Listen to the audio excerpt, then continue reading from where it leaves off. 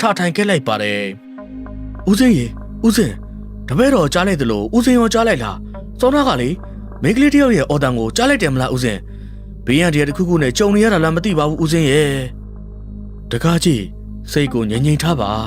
ဒီတော့ထီတောင်ထဲမှာဘဲကမိန်းကလေးရှိမှလဲကွယ်ဦးစင်းတို့လာတဲ့လမ်းတစ်လျှောက်မှာရောမိန်းကလေးမပြောနဲ့ထင်းရှာအမဲလက်တဲ့ယောက်ျားသားတွေကိုတောင်တွေးခဲ့ရလို့လားတကားကြီးလည်းမအိတ်နဲ့တော့တရားထိုင်ပြီးသတိကက်အောင်နေ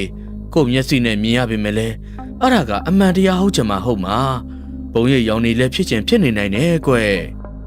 ဦးစင်းခင်မင်းသားရဲ့စကားဆုံးမှာတော့မြတ်သူလဲဆက်မအိတ်တော့ပဲတင်ပြင်းခွေထိုင်ပြီးတော့တရားရှုမှတ်နေခဲ့လိုက်ပါတော့တယ်မဲစာတော့ရဲ့လဲမှာတက်ရှိလူသားနှစ်ဦးရှိနေခဲ့ပေမဲ့လဲမိဘစီကတစ်ကန်းချောက်တွေမီးလောင်ကျွမ်းတန်ကလွဲရင်ပတ်ဝန်းကျင်တစ်ခုလုံးတိတ်ဆိတ်ငြိမ်သက်နေတော့တယ်ဗျာဒီအချိန်မှာပဲလူစင်းတစ်ယောက်ကအင်မတန်လှပလွန်းတဲ့ပန်းကင်းကြီးကိုတိုးဝေပြီးတော့ဦးရဖားရနဲ့ပြေးလာတော့တယ်အဲ့ဒီလူစင်းကဘဲကုန်းမှဦးတီသွားနေတာမဟုတ်ပဲမိဘဘေးမှာတရားထိုင်နေတဲ့ဦးစင်းတို့စီကိုပဲပြေးလာနေတော့တာပါ